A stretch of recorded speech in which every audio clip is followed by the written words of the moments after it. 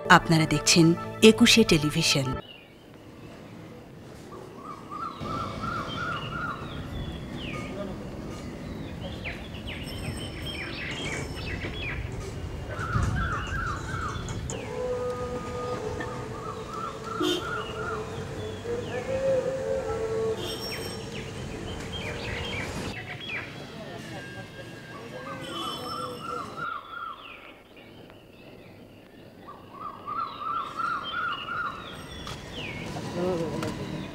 ওয়ালাইকুম আসসালাম। বাসা নম্বর 7, রোড নম্বর 13। সামনে গিয়ে বাঁয়ে যাবেন।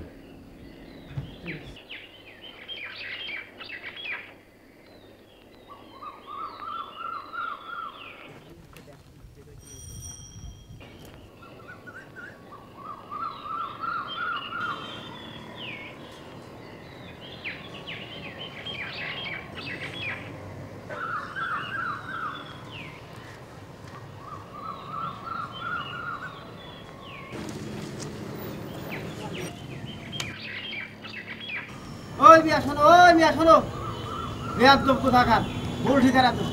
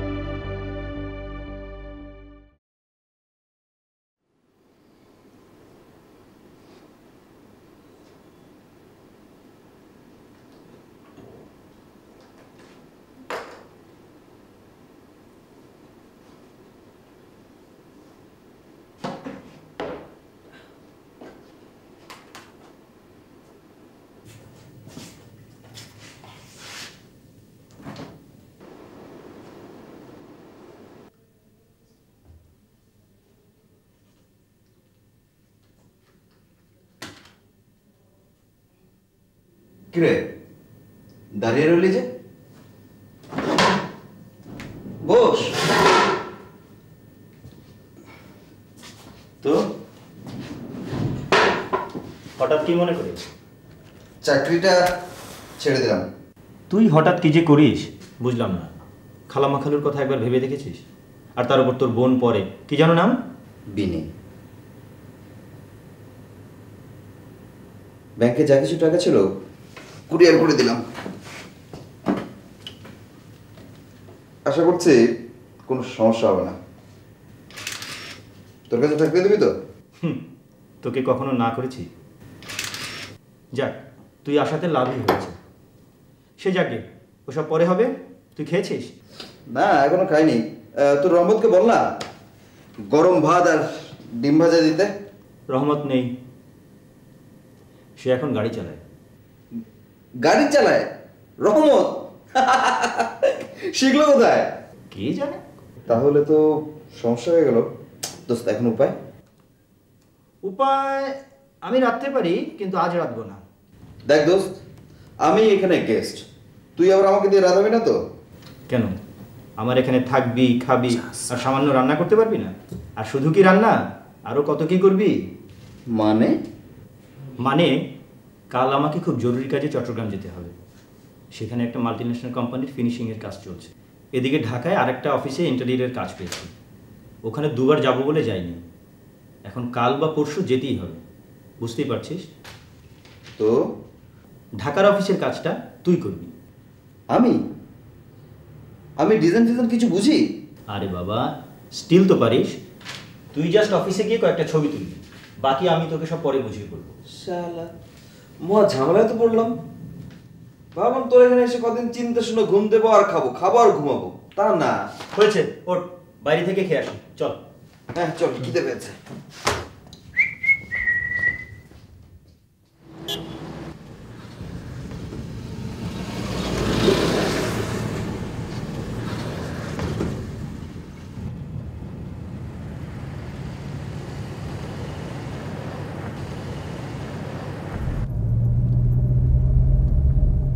তুই খুব একটা খেলি না যে? আমি তো এতটুকুই খাই। আইসক্রিম খাবি? না।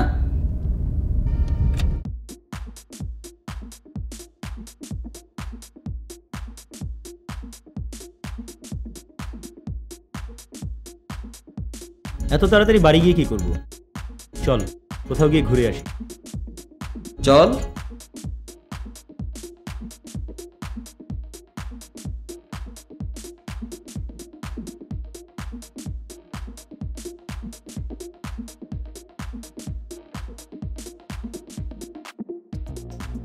শালা চালাচ্ছে কিভাবে দেখেছিস?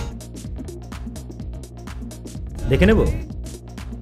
অভি, আস্তে, পাগলামি করিস না। অভি প্লিজ, আস্তে। আরে কি করছিস তুই?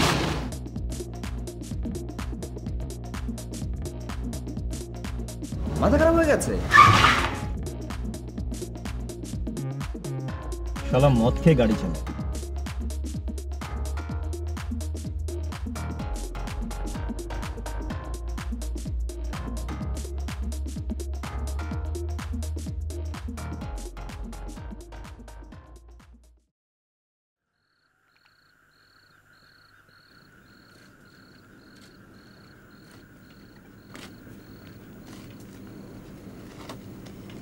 আর একটু হলেই শেষ হয়ে যেতাম।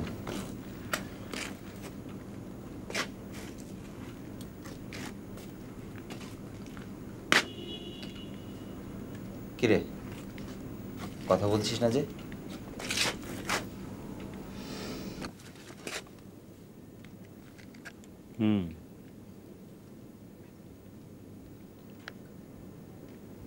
জানিস রঞ্জু, আমি কিন্তু আসলে শিল্পী হতে চেয়েছিলাম, আর সে কারণেই আমার আর্ট কলেজে পড়া। কিন্তু পাশ করার পর দেখলাম সিনিয়ররা সব ইন্টেরিয়র ডিজাইন, অ্যাড ফার্ম এসব দিয়ে বেশ টাকা কামাচ্ছে। আমিও নেমে পড়লাম, পেয়ে গেলাম বেশ কয়েকটা কাজ। দেখ, এখন আমি ঢাকার নামকরা ইন্টেরিয়র ডিজাইনার। গত 3 বছর শুধু টাকার পেছনে ছুটেছি, অথচ দেখ পেইন্টিংয়ে আই এম জাস্ট নাথিং। একটা এক্সিবিশনও করতে পারলাম না। হঠাৎ এসব কথা বলছিস কেন? আজ অ্যাক্সিডেন্টটা হতে পারত, আমরা মরতে পারতাম।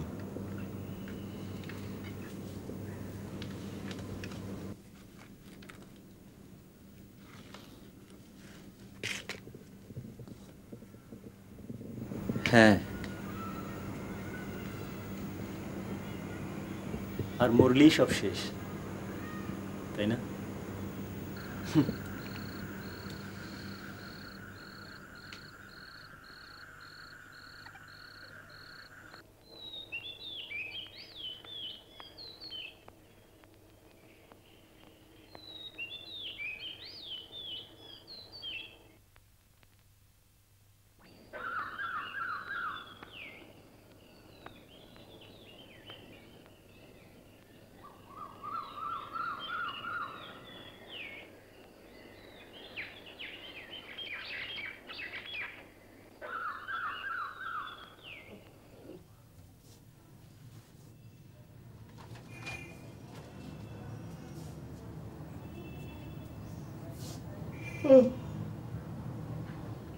দশটা?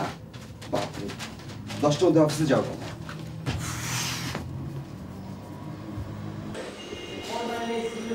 এক্সকিউজ মি, আমি মোশাররফ সাহেবের কাছে এসেছিলাম। স্যার তো আজকে আসেননি। ও, তাহলে তো সমস্যা হয়ে গেল।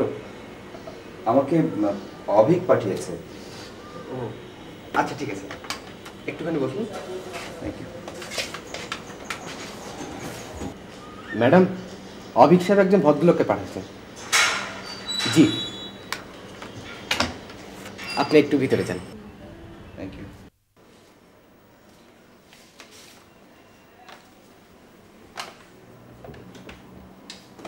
মিস্টার হাফিজ, বসুন। মিস্টার হাফিজ, আপনি দ্রুত এনআই এন্টারপ্রাইজের সাথে কথা বলুন। কালকের বকেয়া পাওনার বিষয়টাও সেরে নেবেন, ঠিক আছে? ওকে, চা না কফি? থ্যাঙ্কস। আপনাকে আমি অনেকক্ষণ বসিয়ে রাখলাম, সরি। না না, ঠিক আছে। আপনাকে মিস্টার অভিক পাঠিয়েছেন, কিছু বলেছে? হ্যাঁ বলেছে, আসলে আমি আপনাদের অফিসে কিছু ছবি তুলব। আচ্ছা, কেমন দেখলেন? দেখার আর চান্স পেলাম কোথায় ম্যাডাম? তাই তো, আই এম সরি। আপনি অভিকের সাথে কাজ করেন?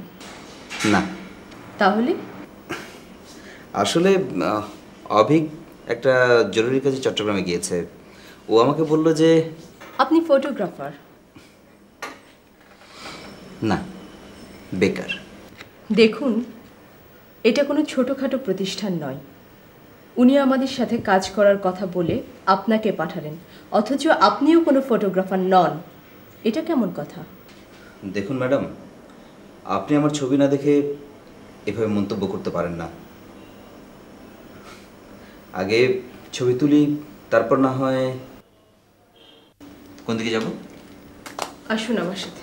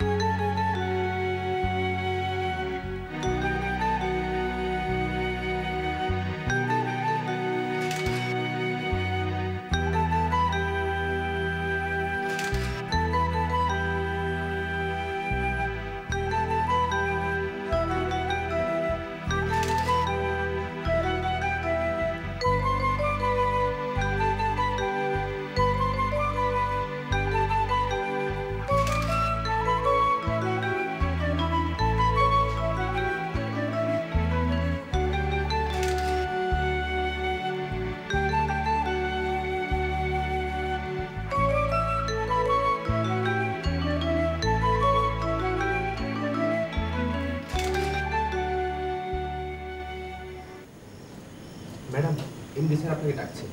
আপনি জানেন আমি আসছি। দেখলেন তো, আপনাকে যে একটু সময় দেব সে অবস্থা আমার নেই। না না, ঠিক আছে। আপনি কাজ করুন, আমি যাই।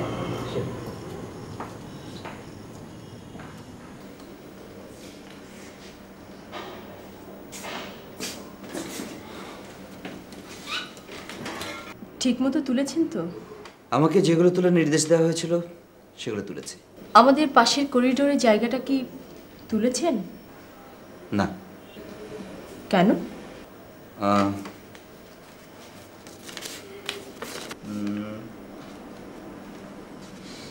নির্দেশ নেই। দেখুন, এটা আমাদের অফিস, আমাদের নির্দেশ মতো কাজ করা কি ভালো না?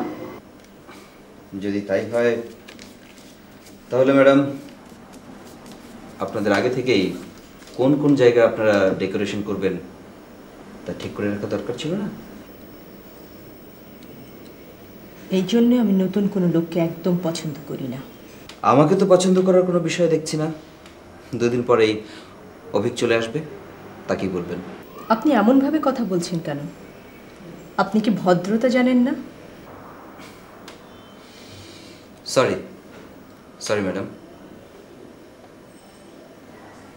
আমি এবার উঠব। আসি।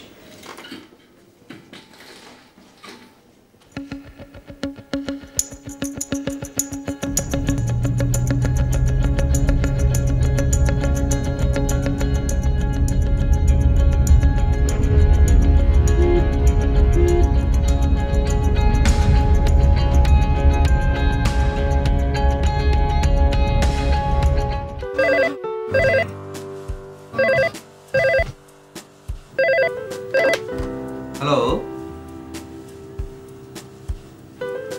হ্যালো হ্যালো,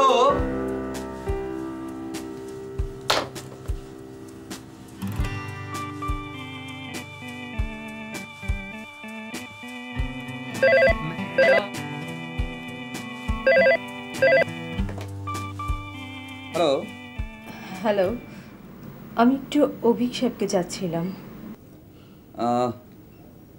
অভিক তো নেই, চট্টগ্রামে গেছে। আপনি?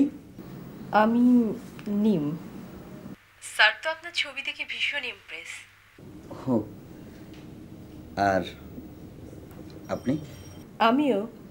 ও সরি, আসলে সকালে কি যে হলো আমি ঠিক না, আসলে ভুল বোধহয় আমারও কিছু হয়েছে। Really I am sorry. তাই নাকি? আমি তো ভেবেছিলাম আপনি ভীষণ মুডি ধরনের একটা মানুষ। ও তাই? Thanks, thanks for good comments.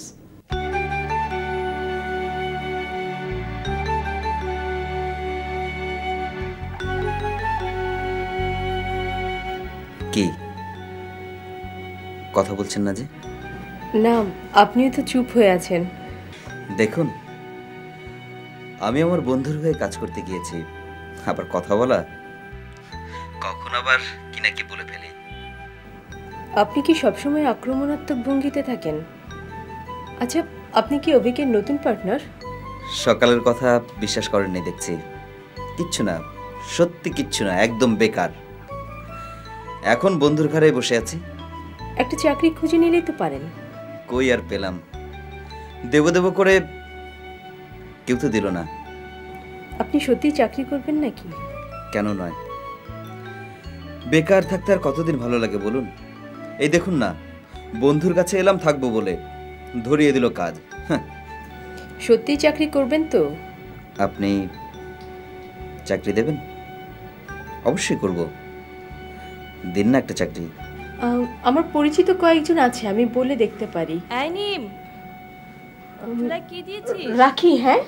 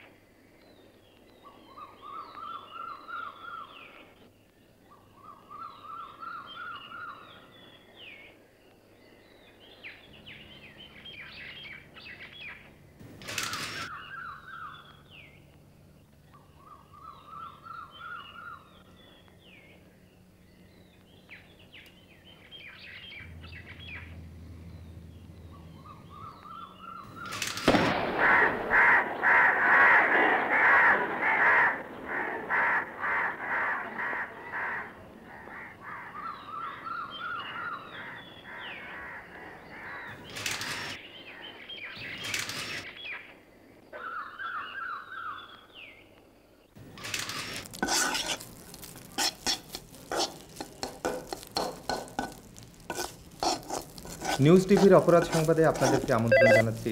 আমি আনোয়ার কবির। আজকের প্রধান শিরোনাম: দ্বিতীয় দফায় বদলির মাধ্যমে দেশের সকল থানার ওসি বদলের প্রক্রিয়া সম্পন্ন। হ্যালো, আমি নিম বলছিলাম।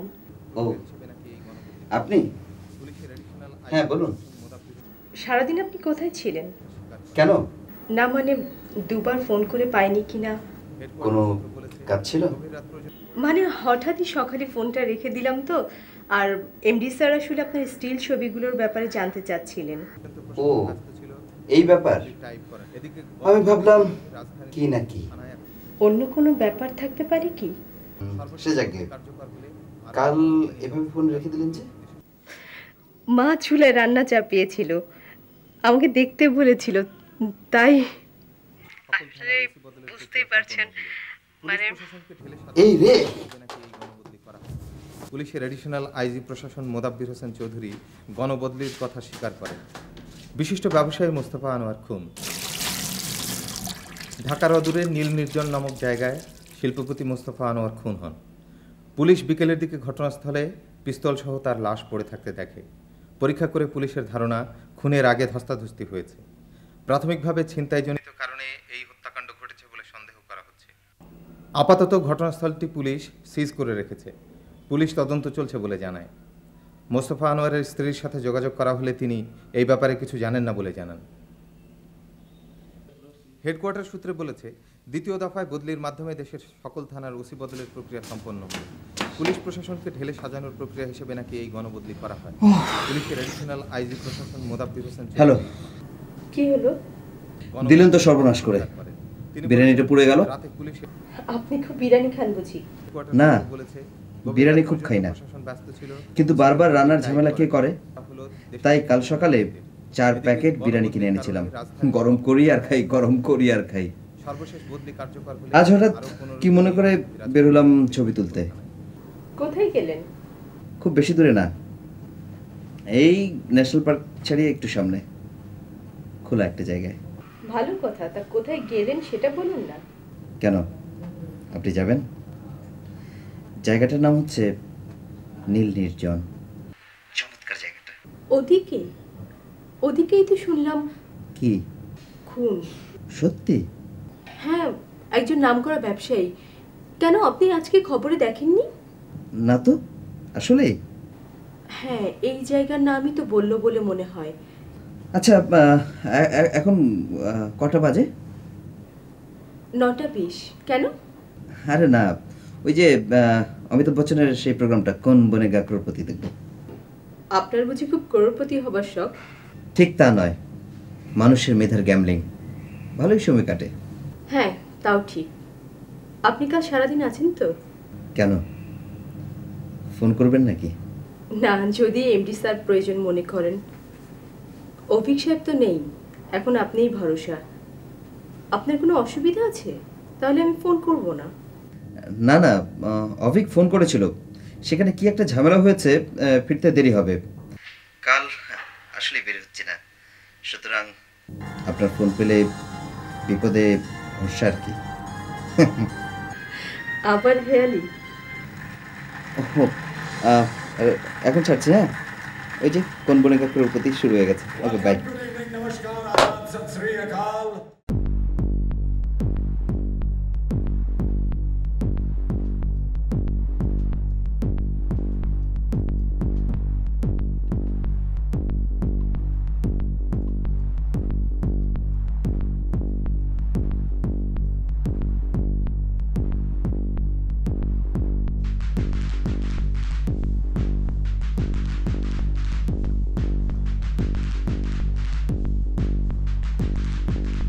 দুপুরে ন্যাশনাল পার্কের নীল নির্জন এলাকায়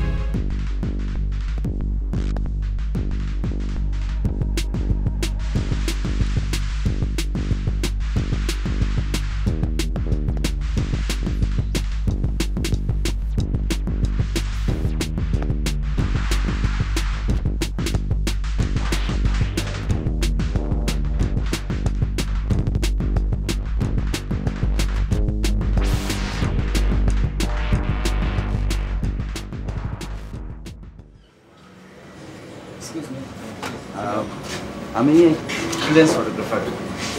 আপনাদের হেল্প একটু দরকার। আমি আমার কার্ডটা আনতে ভুলে গেছি। বলুন। এইমাত্র ঘটে যাওয়া ঘটনা, পত্রিকা দিতে হবে।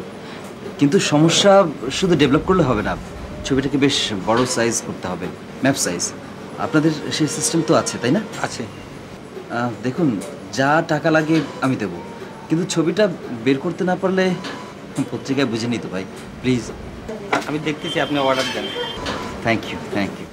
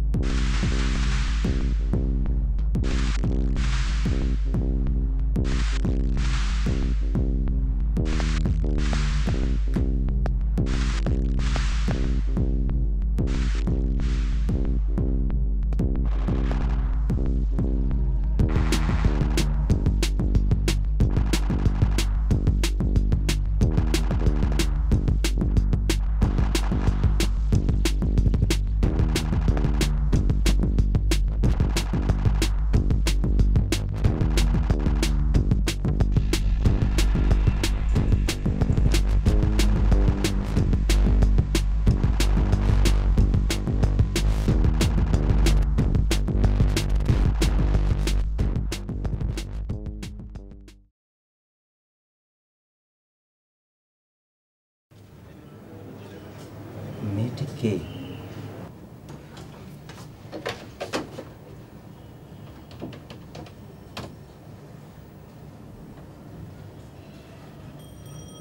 হ্যালো,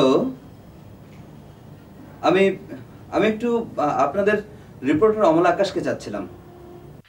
অমল তো নেই। কখন পাবো? দেখুন, আমার ভীষণ দরকার। কখন থাকবে বলা যাচ্ছে না, আপনি কিছুক্ষণ পরে ফোন করেন। ও হ্যালো,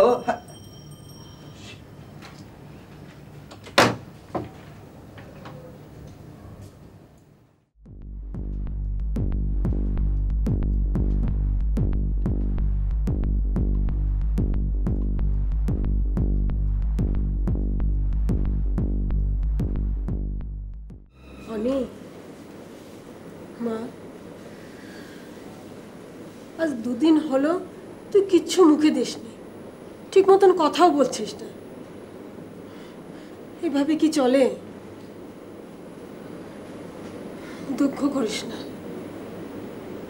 কার মৃত্যু যে কিভাবে হয়।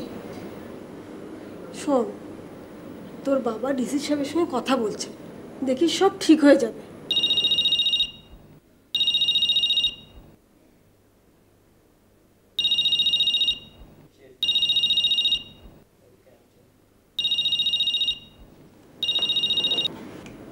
হ্যালো, জি আছে।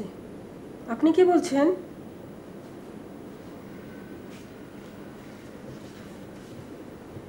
তোকে চাচ্ছি, নাম বলবো না। হ্যালো, আমি রঞ্জু বলছিলাম। রঞ্জু? আপনি আমাকে ঠিক চিনবেন না। আমি আপনার স্বামীর খুনের ব্যাপারে কিছু... দেখুন, আমি এ ব্যাপারে কোনো কথা বলতে চাই না। শুনুন, খুনের ব্যাপারে আমার কাছে যথেষ্ট প্রমাণ আছে। আপনি একটু ধরুন।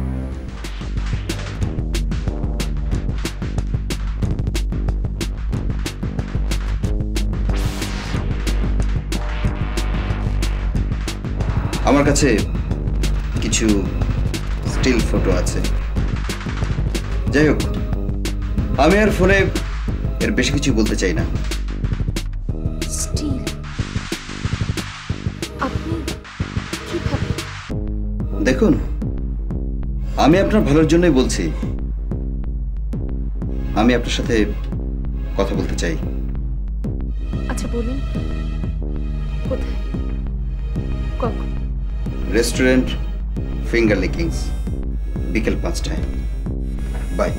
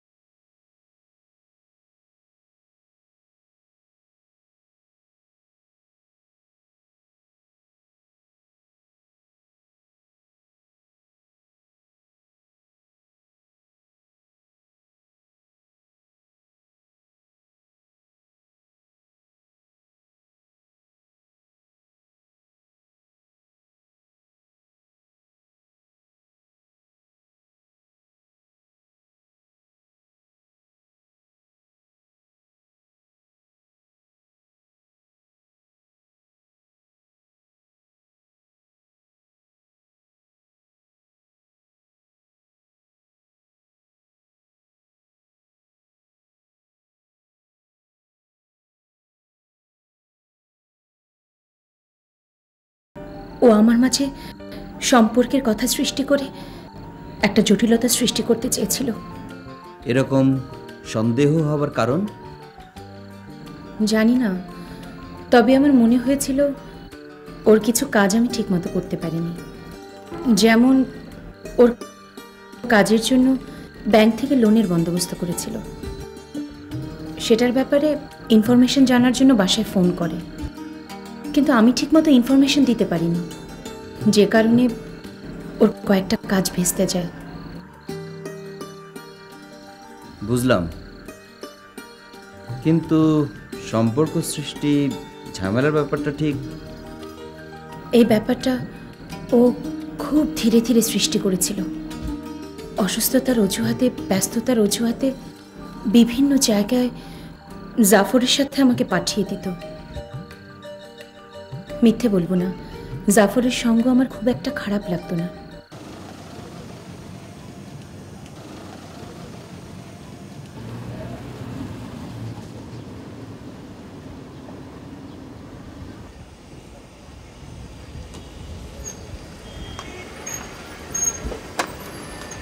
বাড়ি যাচ্ছেন?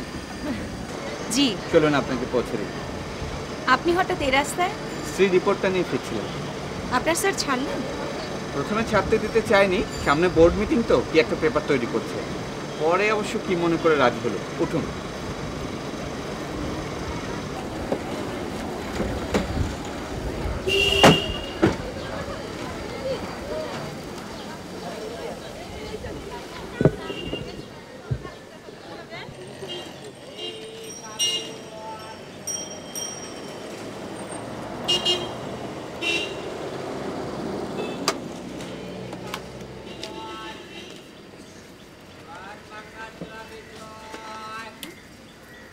এক কাপ চা খেয়ে যান। না থাক।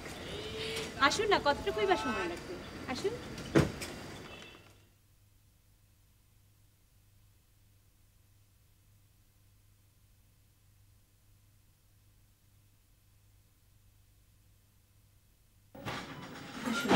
কি খাবেন, চা না কফি?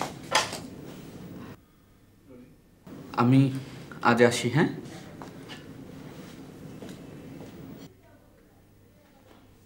কি আমি চলে আসাতে অসুবিধা হয়ে গেল না? বাজে কথা বলো না।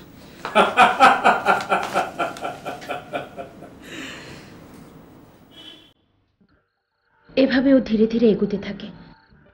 জাফর আর মুস্তফার মাঝে সমস্যার সৃষ্টি হয়। একটু পরিষ্কার করে বলুন। মুস্তফার ব্যবসাটা যে বৈধ না, সেটা জাফরের চোখ এড়ায় না। ও মাঝে মাঝে আমাকে বিভিন্ন প্রশ্ন করত। আমি জানি না বুঝতে পেরে ও আর তেমন কিছু আমাকে বলেনি। তাছাড়া মিসেস মজুমদারের সাথে ওর অবৈধ সম্পর্কের কথা আমি আগেই জেনেছিলাম। হঠাৎ এক দুপুরবেলা জাফর আমাকে ফোন করে একটা হোটেলের ঠিকানা দেয়। ঠিকানা অনুযায়ী আমি সেই হোটেলে গিয়ে উপস্থিত হই। আমার চোখের সামনে মোস্তফা মিসেস মজুমদারকে নিয়ে একটা রুমে ঢুকে দরজা বন্ধ করে দেয়। সেদিন নিজেকে বড় নিঃস্ব আর একাকী মনে হয়েছিল। কখন যে হোটেল থেকে হেঁটে রাস্তায় চলে এসেছিলাম আমি নিজেও জানি না। সেদিন রাতে মোস্তফার সাথে আমার কথা কাটাকাটি হয়। মোস্তফা আমার গায়ে হাত তোলে। ও বুঝতে পেরেছিল জাফর আর আমি ওর ব্যবসা আর ওর অবৈধ জীবনের জন্য হুমকি, আর তাই ও প্ল্যান করে।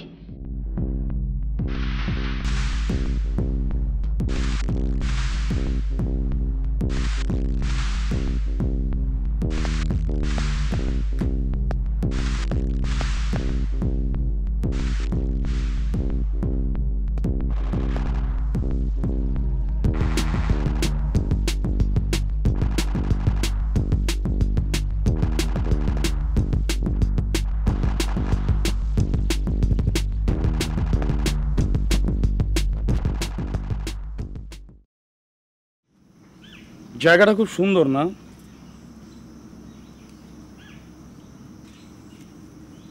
জাফরকে স্যাক করবো ভাবছি।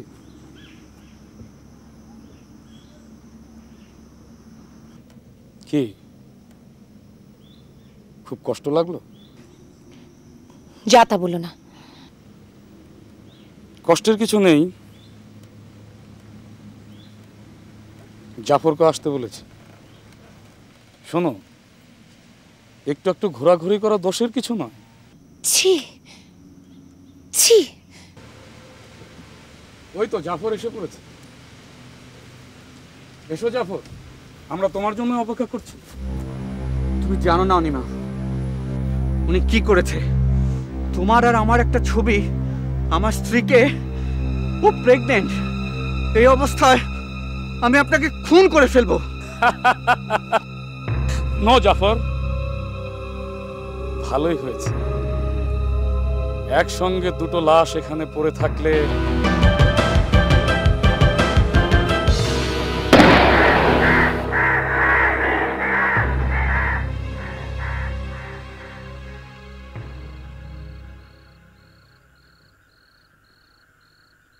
তারপর তারপর তারপর দুজনে ধস্তাধস্তি শুরু হয়। হঠাৎ হঠাৎ একটা গুলির আওয়াজ। জাফর আমার হাত ধরে টানতে টানতে ওখান থেকে নিয়ে আসে। আপনার এই ছবি, আপনার এই ছবি। বিশ্বাস করুন, বিশ্বাস করুন, জাফর খুন করতে চায়নি। মুস্তফা আমাদের দুজনকে খুন করতে চেয়েছিল। এই দেখুন, ওর পাসপোর্ট, টিকিট। এরপর জাফরের সাথে আমার আর কোনো যোগাযোগ হয়নি। যদি বলি সব বানানো গল্প, এরকম পাসপোর্ট, টিকিট বের করা বা কেনা কোনো সমস্যাই না। যদি বলি আপনারাই।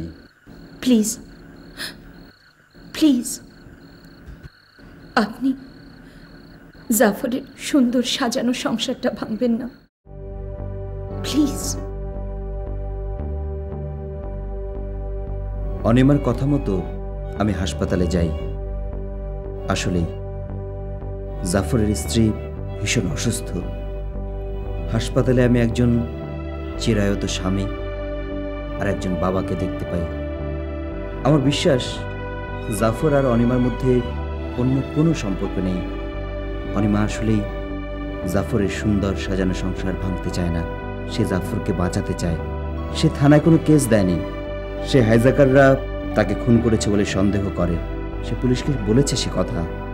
নীল নির্জন এলাকায় মোস্তফার একটি প্রজেক্ট আছে, সেখানে সে মাঝে মাঝে যায়। তার যাওয়াটা সেখানে নতুন করে প্রশ্ন উদ্রেক করে না। তোর মনে আছে সেদিন রাতে একটা গাড়ির সাথে অ্যাক্সিডেন্ট হব হব করে হয়নি? তুই মাতাল বলে গালি দিয়েছিলি। সেদিনে সে গাড়িতে ছিল অনিমা আর মোস্তফা। সে রাফ গাড়ি চালায় আমাদের দেখা। মোস্তফা যে মিসেস মজুমদারের সাথে ছিল, সে হোটেলের পাশ দিয়ে সেদিন তোর কাজ করে ফেরার সময় আমি তাদের দেখেছি। তুই হয়তো ভাবছিস আমি একজনকে ছেড়ে দেওয়ার জন্য এসব ফেরিস্তি খাচ্ছি। আসলে তা নয়। দেখ, আমি গোয়েন্দা নই, আমি শুধু একটা ঘটনার দর্শী এবং আমি বিশ্বাস করি অনিমা নির্দোষ। আমি রিপোর্টার অমলের সাথে কথা বলেছি। সে মনে করে খুন হয়েছে, কিন্তু সে এগোতে পারছে না। এক, থানায় খুনের কেস হয়নি। দ্বিতীয়ত, পোস্টমর্টম রিপোর্টে যদি অনিমা জোর দিয়ে না আগায় তবে বুঝতেই পারছিস অমল স্পটে যে লোকমুখে শুনে আর কত দূর এগোবে। কদিন পরে হয়তো আরেকটি ঘটনা ঘটবে। তার রিপোর্ট করাতে ব্যস্ত হয়ে যাবে অমল। এই রিপোর্ট হয়তো আর ফলো আপ করা হয়ে উঠবে না। মোস্তফার ভাই বিদেশে, কতটুকুই ব্যবস্থা নেবে বিদেশ থেকে। অভিক, ঘটনাটা আমার কাছে মনে হয়েছে অ্যাক্সিডেন্ট, তাই আমি আর এগুলাম না। এ কদিন তোর অন্ন ধ্বংস করলাম। নিমদের অফিসের নেগেটিভ তোর ড্রয়ারে রাখা। ওর এমডি তোকে ভীষণভাবে খুঁজছে। অভিক, নিম খুব ভালো মেয়ে, আমার জন্য হয়তো এখনো চাকরি খুঁজছে। প্লিজ ওকে মানা করে দিস।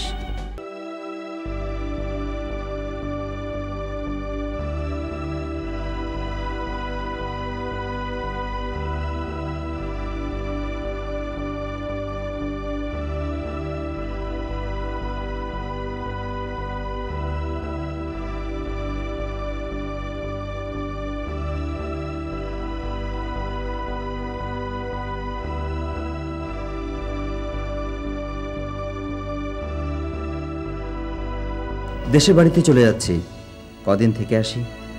একটা প্রতিষ্ঠানের সাথে কথা হয়েছে, আগামী মাসে জয়েন করব ভাবছি। আবার আবার সেই চাকরি।